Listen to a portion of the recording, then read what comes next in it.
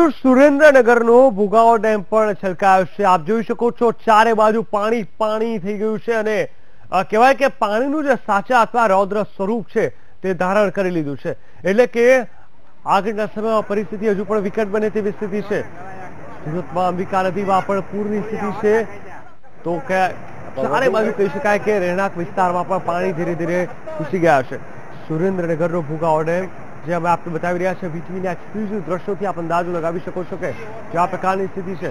પાણીનો જે ફોર્સ છે, જે વહેણ છે, તેના પરથી પણ આપણે ખ્યાલ આવશે કે આ વરસાદ જે સતત પડ્યો છે તેનું આ પરિણામ છે ને હજુ પણ આગળના સમયમાં વરસાદ ચાલુ રહેશે તો પૂરની સ્થિતિ પણ બની શકે એમ છે।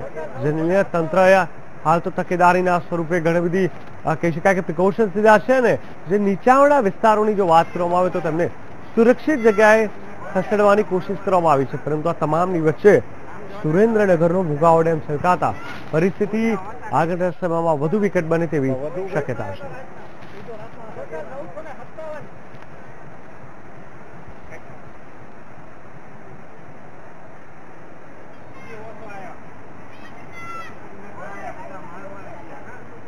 ધોળીધજા ડેમ પણ છલકાયો છે। ભૂગાવો નદી બે કાંઠે વહી રહી છે। ધોળીધજા ડેમ પણ ઓવરફ્લો થયો છે।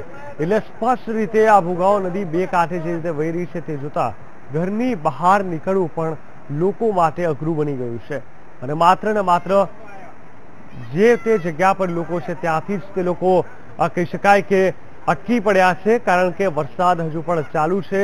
પરિસ્થિતિ વધુ વિકટ બનતી જાય છે। આ બાજુ ભૂગાવો નદી પણ બે કાંઠે વહી રહી છે તો સાથે સાથે ભૂગાવો ડેમ પણ સુરેન્દ્રનગરનો છલકાઈ ગયો છે અને અંડરબ્રિજ પણ બંધ કરવામાં આવ્યા છે। એટલે કે કોઈ પણ રીતે ઘરની બહાર નીકળવું મુશ્કેલ બની ગયું છે। આગળના સમયમાં હજુ પણ વધુ વરસાદ પડે તેવી શક્યતા છે અને આ શક્યતાને જોતા પરિસ્થિતિ વધુ પણ વિકટ બને તેવી ક્યાંક ને ક્યાંક શક્યતાને ન નકારી શકાય। એક ગંભીર વાત એ છે કે એક દંપતી પણ અહીંયા તણાઈ ગયું છે। અંડરબ્રિજ બંધ કરવામાં આવ્યા છે। ખૂબ જ પરિસ્થિતિ વિકટ બની છે। એવામાં ઘરની બહાર ન નીકળવા માટેની સતત અપીલ કરવામાં આવી રહી છે। આપણે એ પણ બતાવી દઈએ કે અહીંયા ભૂગાવો નદીમાં એક દંપતી પણ તણાઈ ગયું છે। હાલ તો અંડરબ્રિજ બંધ કરવામાં આવ્યા છે પરંતુ કોઈ પણ જોડે કોઈ પણ પ્રકારનો હાદસો થઈ શકે છે જો ઘરની બહાર નીકળશો તો। એટલા જ માટે જે આ દ્રશ્યો છે તેના પરથી આપણે સમજી જવું જોઈએ કે હાલ ઘરની બહાર કામ વગર નીકળવું વધુ હિતાવહ નહીં રહે। જે રીતે ધોળીધજા ડેમ ઓવરફ્લો થયો છે, સુરેન્દ્રનગરનો ભૂગાવો ડેમ ઓવરફ્લો થયો છે, અંડરબ્રિજ પણ બંધ કરવામાં આવ્યા છે। આટલું જ નહીં, એક દંપતી પણ અહીં તણાઈ જતા લોકોમાં કહી શકાય કે ચિંતાનો માહોલ છે અને સ્વાભાવિક રીતે જ આ વરસાદ હજુ પણ આગળના સમયમાં વધશે તો પરિસ્થિતિ વધુ વિકટ બનશે તેમાં કોઈ બેમત નથી।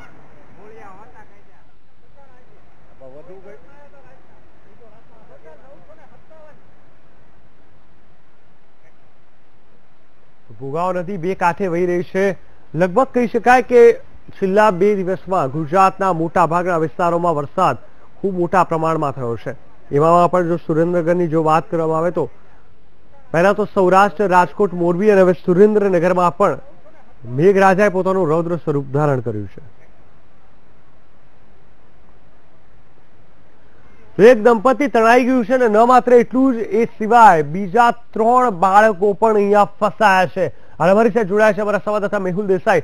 મેહુલ, જણાવશો સુરેન્દ્રનગરની જો વાત કરવામાં આવે તો ત્યાં પણ કહેવાય કે ખૂબ મોટી સંખ્યામાં પાણી અને ખૂબ જ ચારે બાજુ પાણી જોવા મળી રહ્યું છે। ધોળીધજા ડેમ ઓવરફ્લો થયો, ભૂગાવો ડેમ ઓવરફ્લો થયો છે, એક દંપતી પણ તણાયું છે અને સાંભળવા મળ્યું છે કે 3 બાળકો ફસાયા છે।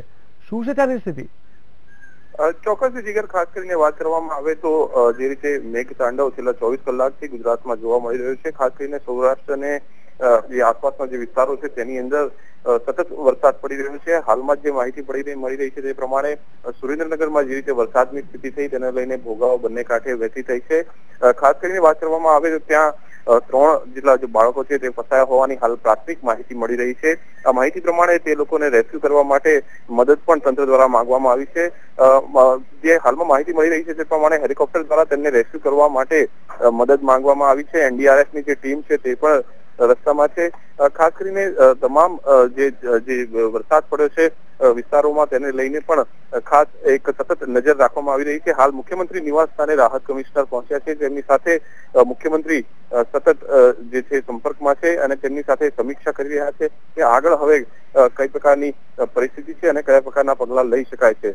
ખાસ કરીને જે રીતે જે વરસાદ છેલ્લા 24 કલાકથી જીગર પડી રહ્યો છે તેને જોતા જે ડેમો છે ડેમો પણ ઓવરફ્લો થયા છે અને તંત્ર હાઈ એલર્ટ પર છે. રાજકોટ અને જે સૌરાષ્ટ્રની જે પ્રમાણે વરસાદ પડ્યો છે ત્યાં તમામ જે એનડીઆરએફની ટીમ છે સ્ટેન્ડ બાય છે. સુરેન્દ્રનગરનો જે આ બનાવ બન્યો છે તેને લઈને જે એનડીઆરએફની ટીમ હાલ ઓન ધ વે જે રેસ્ક્યુ માટે જઈ રહી હોવાના સમાચાર મળી રહ્યા છે અને આ સિવાય ગાંધીનગરમાં પણ જે એનડીઆરએફની ટીમ છે તે સ્ટેન્ડ બાય છે. જ્યારે દક્ષિણ ગુજરાતની વાત કરવામાં આવે તો ત્યાં પણ એનડીઆરએફની જે ટીમ છે તે સ્ટેન્ડ બાય રાખવામાં આવી છે. બિલકુલ મેહુલ, સમગ્ર માહિતી આપવા માટે ધન્યવાદ. તો આપ જોયું કે ખૂબ જ પરિસ્થિતિ વધુ વિકટ બની છે. એનડીઆરએફ ને પણ ક્યાંક ને ક્યાંક હાલ બોલાવી દેવામાં આવી છે.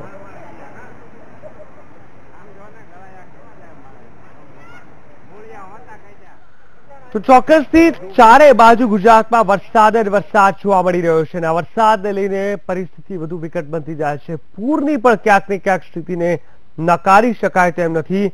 આ તમામની વચ્ચે સુરેન્દ્રનગરની અંદર આપણે જોયું કે પાણી છે, જેમાં એક દંપતી પણ તણાઈ ગયું છે. ન માત્ર એટલું જ 3 બાળકો પણ ત્યાં ફસાયા છે.